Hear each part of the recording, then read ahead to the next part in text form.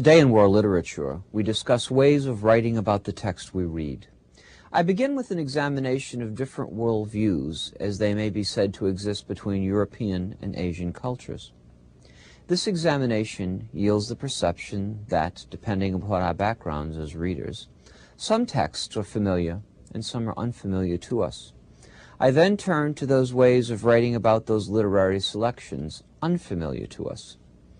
Within this lecture, we will also see an excellent example of a student who took a road less traveled in designing a paper on the film Raise the Red Lantern. Imagine you're reading a novel. The plot goes like this. A self-absorbed, self-interested individual marginalizes everything and everyone. The characters live to seek, to strive solely for private and individual fulfillment. The hero backgrounds everything and everyone, sees everything in terms of what does and does not please. A simple description here, I guess. One that applies to Huckleberry Finn, The Great Gatsby, and Catcher in the Rye, as well as to Gone with the Wind and Lonesome Dove. In short, a description that applies to both American popular and literary cultures alike. This type of narrative is captured by the German word Bildungsroman, literally meaning a development novel. The most famous example is Charles Dickens's David Copperfield, which begins with the chapter entitled I Am Bored and ends with the chapter entitled A Last Retrospect. Now imagine this way of seeing is not at all the norm, but is culturally determined. To see this, to believe that the story of a self-absorbed narrator is not the only way to view plot, you must imagine another world. That is, imagine a world in which the psychological tradition is based on sympathy for human-heartedness, as demonstrated through a combination of etiquette and ritual. In this system, there's a strong ethical belief that we must treat our subordinates with propriety. In this worldview, the individual is seen as receiving value and dignity in relationship to another worldly person. Imagine also that conflict submits to familial and community integration. And imagine that the diversity of social or racial or ethnic strength is not a real easy realization at all, but instead a great feat. The two cultures I've asked you to imagine are, as you've come to realize, no doubt by now through the descriptions, those of Europe and those of Asia. The world of Europe is often that inspired by Freudian consciousness. That of Asia is Confucianist. As we may see in even this most cursory look, these worlds are different indeed. And in realizing this difference, we come to see what very well may be the limits of our present vision. For example, most of us educated in the United States, primary and secondary schools, learn to read literature as if the only literature that existed was the developmental novel. The norm of this novel, that individual consciousness was supreme, was taken for granted as the way things were. Over the past decade, scholars such as Henry Louis Gates, Jr. and Shirley Jocelyn Lim have asked us who teach literature to go beyond what is called the master's representation, that is the European-American worldview, in selecting texts and in talking about them with students. In response, professors such as Philippe of Kafka of Kane College of New Jersey, for example, have developed multicultural literature courses, such as the one you're now taking. In framing new perceptions that take us beyond what critic Frank Chin calls the Christian social Darwinist bias of 20th century white culture, we are asked often to write about things that are unfamiliar to us. Let's linger on that thought for a moment. Let's say you were born in New York City, or San Francisco, or New Orleans, or Chicago. Your parents and grandparents were born in the United States. If you were asked in your college literature class to write about, say, J.D. Salinger's 1951 classic Catcher in the Rye, you'd be all set. After all, this character is familiar to you. Holden Caulfield's point of view, he says that's the whole trouble. You can't find a place that's nice and peaceful because there aren't any, is perhaps your own. In addition, you have the means to analyze this piece of fiction in your toolkit from high school.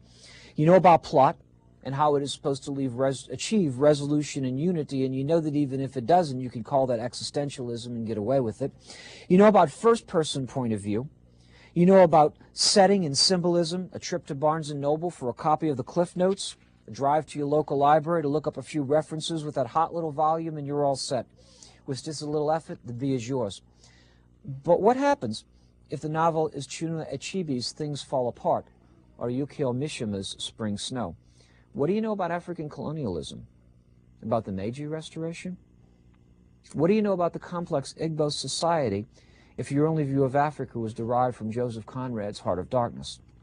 To begin, you must realize that you are on unfamiliar ground. The usual techniques of writing about literature will do you little good here, so you'll have to begin with a new set of questions. Let's try a few. What is the background of the text under investigation? In a course such as the one you're now taking, finding information is not as difficult as it first appears. For example, courses in cultural history are frequently prerequisite to opposition courses in literature. As such, there is much you may have already encountered, though perhaps you don't remember it just now. For example, a popular textbook such as A History of World Societies by John P. McKay, Bennett D. Hill, and John Buckler provides a wealth of information in chapters entitled Africa 1400 to 1800, The World in the West, Nationalism in Asia 1914 to 1939, and Asia and Africa in the Contemporary World. Let's try another question. What is the culture in which the characters live? A description of the world of the characters does much to reveal the essence of a literary work. The Chinese writer Lu Xun's short story, My Old Home, is a tale that is deceptively simple, but one that yields much upon close description and subsequent analysis. As a criticism of traditional feudal society, the story poses questions of identification. The narrator has moved from his village to a new life, but he returns to his old home that he has left 20 years before and finds that much has not changed. Jun Tu, his childhood friend of over 30 years earlier, now calls him master. Lu Xun was himself a child of the landlord class, but he realized that the assumptions of feudal society were inadequate and that close identification was needed with the uneducated peasants who had been the objects of exploitation. The sympathetic treatment of Jun Tu in a short story may be seen as indicative of a recognition of a need of a more equitable economic distribution of goods. And if we return to our previous question, what is the background of the text under investigation, we find that Lu Xun was part of the new literature movement in China after the 1911 reestablishment of the Republic of China. As a writer identified with the revolution, it is clear that in the questions his story poses, we find those questions of social equality, which is not to say in this story that social equality is easily achieved. Note the ending of the story. I thought, hope cannot be said to exist, nor can it be said not to exist. It is just like pathways over the land, for actually there were no pathways originally, but when many people traveled one way, a road was made. Here is an ending that is contemplative and hopeful, an ending that demonstrates why Xun's work expresses social consciousness of his generation. So, two simple questions. What is the background to the text under investigation? And what is the culture in which the characters live? These two questions are certainly not the only questions that may be asked, yet they're good beginnings. As we answer them, we realize that when we write about world literature, we're beginning a new journey. We must learn to think in new ways, to adopt new approaches. One kind of approach may be found in experimenting with a new kind of paper. Let's turn now to the design of that paper.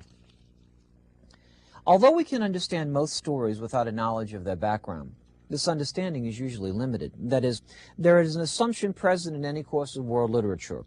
We can best appreciate the elements of the present culture in which we live when we see these elements set against other cultures. That is, our aim is to come to understand the similarities and differences in the dynamics of all cultures. What does this have to do with writing about world literature? How does this assumption inform the papers that may be written in the course? Let's begin our discussion with a strategy for approaching the first paper in the course, a paper that we might call the cultural autobiography. For example, it is very often useful for students early in a world literature course to write their cultural autobiography. What are the assumptions of the relationships in their culture between men and women, fathers and daughters, mothers and sons? What role does religion play? Government. What is the role of the individual? Such student papers begin to make us think about the simple fact that American higher education classroom is a place of extraordinary diversity. When the individual reader brings to the text determines that interpretation. In a variation of this type of paper, students might look at a particular reading selection and examine it from their own cultural viewpoints. Take, for example, the play The Swamp Dwellers by Nigerian Nobel Prize winner Wole Soyinka. How similar is this world to our own? We might ask. How different? Look at the setting. A hut built on stilts, an island. Look at the relationship between the father, Makuri, the mother Elu, and the son Iguezu, and the lost son, Owuchi. How is this relationship to be understood? And what is the role of religion as understood in the roles of beggar and priest? What are the thematic conflicts in the play? What do they have to do with city and culture, tradition, and modernity? In delineating similarities and differences in cultures, we come to understand more clearly our own cultural assumptions and prepare ourselves to learn more about the cultures of others as expressed in literature. As such, a reflective, perhaps we might even call it an autobiographically reflective paper, students will be better prepared to understand more completely issues, for example, of Africa's colonial or post-independent history, and Soyinka's view of the problematic aspects of both African society and European intervention. Therefore, as we claimed earlier, beginning with the celebration of the possibility of diverse cultural viewpoints is central to beginning a course in world literature. How do you select a topic, then? How is selecting a topic different in a world literature course? Clearly, there are a number of frames of reference to use. Literary theory provides a number of paths. There is traditional literary criticism, such as formalism. There's historical scholarship. There's race, gender, and class criticism, such as feminist criticism and what's called the New Historicism. And there are indigenous theories which seek to apply what Henry Louis Gates believes should be a turning to the tradition specific to each culture itself to develop theories of criticism indigenous to our individual multicultural literatures. So there are Indian theories and there are African literary theories. But it is good often just to begin simply. That is what the student Seema Kelker did when she wrote her paper, Raise the Red Lantern. We're going to look at that paper in a minute, and in it, she raises questions such as these. How do people cooperate in their own downfall? How does a film entertain and also educate? What lessons are to be learned from a film? Such engaging questions generate her paper. Let's take a look now at her reading of Zhang Yimou's masterpiece. Raise the Red Lantern is a film directed by Zhang Yimou, based on the novella Wives and Concubines. This film illustrates people's cooperation in their own downfall. Raise the Red Lantern is a film that not only entertains, but also educates. It has taught me many lessons for my life, and I hope it will also do the same for the reader. The movie takes place in China. The film starts off with the scene containing the main character, Song Lian, and her stepmother in a conversation. Since the death of Song Lian's father, they were unable to continue paying for her college education, and therefore were discussing her alternative choice. Now Song Lian's choice was either to marry rich or poor. The decision was made. Song Lian marries someone rich, the master, and this seems to be the worst mistake of her life. And so the story unfolds. Song Lian enters the master's house, where she is the fourth mistress.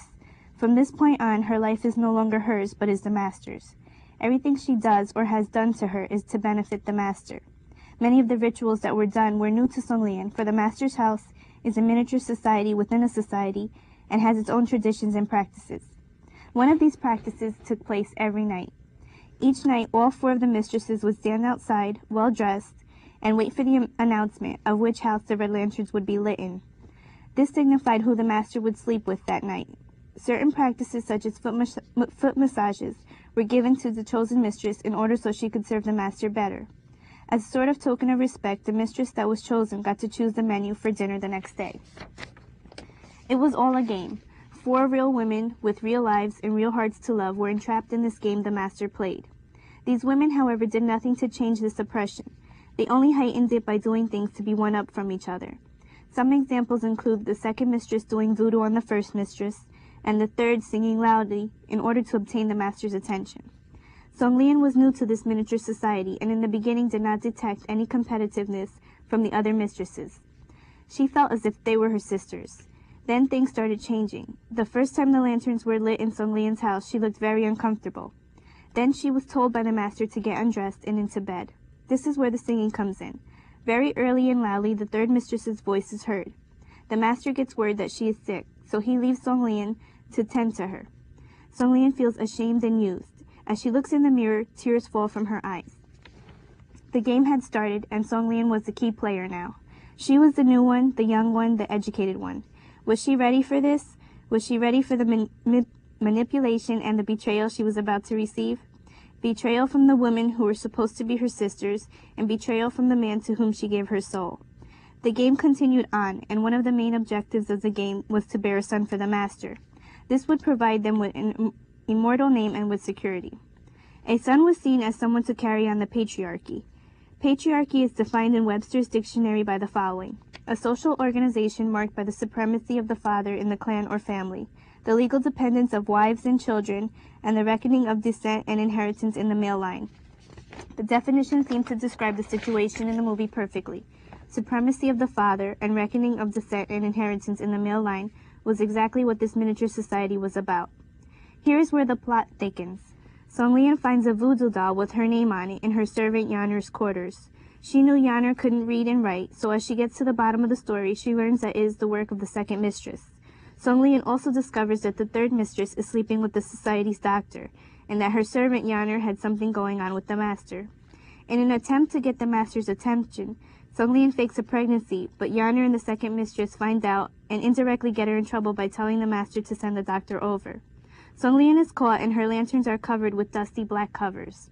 To focus the attention on something else, Song Lian exposes the fact that Yanner has red lanterns in her quarters. The servant is told to sit on her knees outside until she apologizes. She never does and she freezes to death. Song Lian's attitude about life changes. She didn't mean for her servant to die. She was very depressed, and in a conversation with the third mistress, Song Lian mentions to her that she need not care about how she is treated because she had the doctor. This, in my eyes, showed a human being's need for love. It was as if I could feel her pain. This is what Song Lian seemed to be saying. It was her cry for help. The story continues, and Song Lian happens to be drinking one day. She eventually gets drunk and lets out the secret of the third mistress's affair with the doctor. The third mistress was who Song Lian was closest to, and obviously she did not mean to let this out. The repercussions of her act take place, and the third mistress is hanged. Song Lian screams in protest, but no one listens. She was now aware of the oppression that was taking place in the society, and because of this she goes crazy. At this point she is turned into a servant. The fifth mistress enters the master's house, and history repeats itself. When I took a closer look at this movie, I noticed symbolisms. Food in China is a sign of wealth and respect. Therefore, the one who slept with the master was rewarded with choosing the menu as if she were a dog. Also, a red lantern is a symbol of prostitution, therefore making the house with the red lanterns lit seem like a prostitute's house. Another thing I picked up on was Song Lian's tears. They symbolized her hurt and pain. Also, the dusty covers symbolized that no one had betrayed the master for a very long time. It was not a common thing. This is where the problem stems from. It stems from the acceptance of anything handed to you. It stems from not speaking your opinion. I was raised to stand up for my beliefs. I would never have let this continue on in such a matter. At NJIT, there are very few women. Taking classes such as this one help you to voice your opinion, even if you're the minority in a situation. The lessons that I take away from this movie to apply to my life are many. For one, I will never be a bystander to something I don't agree with or believe in. I have also learned that things just don't get better by themselves. It takes a strong will and determination to combat oppressors. And these oppressors don't even have to be rulers. They can be anyone, friends, professors, etc. Something could have been done. Someone could have said something. Since this society was so concerned about what the outside society would think about them, these women should have gone straight to them. It could have been anyone, the press, the media, or even a parent. Education is your ticket out of oppression. With education, there is no need to be financially dependent on anyone. I feel I can avoid Song Lian's tragic fate by getting my college degree. I know a degree doesn't solve life's problems, but it gives you a degree of independence. That may be just what you need when you have a few kids and a husband that beats you. You need a means to stand up on your own feet. Usually the financial situation is why wives stay with their abusive husbands. I feel that Song Lian could have somehow completed her education or worked to obtain money, and this would not have happened to her. Life is very complex, and there are no straightforward answers to situations we encounter. The only thing that we could do is work to our full potential and never settle for second best. Certainly, this is an excellent paper. The student addresses the question, what is the culture in which the characters live, throughout the paper. Mrs. Kelka begins with a description of the master's house and the social microcosm there. She ends with a criticism of the world she has described. As well, Ms. Kelka attends to the symbolism of the film. It is worthwhile to notice that Ms. Kelka does not try to recount all that happens in the plot, but only recounts those elements that contribute to her interpretation Indeed, as she demonstrates, the plot of the film embodies its theme of oppression. Equally significant in the paper, I think, is Ms. Kelka's sense of voiced writing. Once upon a time, it was unthinkable for students to write a conclusion, as that's stated by Ms. Kelka. As instructors, we encouraged students to write 500-word themes. We never allowed students to use I, preferring instead constructions such as it appears or it seems, and God forbid if we talked about ourselves in relationship to those things which we were reading. What we have come to see, I think, is that such an air of abstract objectivity is itself a kind of arrogance, itself a fostering of the master narrative. As an aside, if there are any actual instructors of literature watching this, I will remind you that assigning multicultural text to students is insufficient.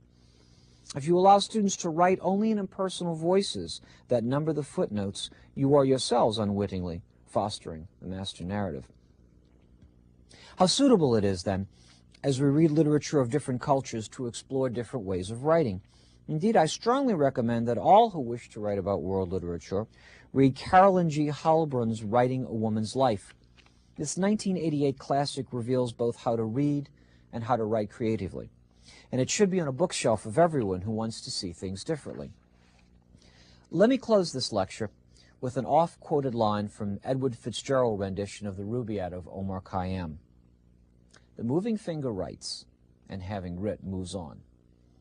Nor all our piety nor wit shall lure it back to cancel half a line. Not all your tears wash out a word of it. As Heilbrun writes, once this seemed clearly evident, obviously true. But as I hope you'll find in this course, the lines are wrong. Ways to read about and write about and talk about literature may indeed be canceled, washed out, and what the moving finger writ may all along have been misread. So it is up to you to write about literature in fresh and interesting ways. Indeed, you may find that you do have the piety and wit to write in ways that will marvel you. Writing about literature is a craft, one that you will get better at over time. Yet we must not neglect the importance of talking about literature.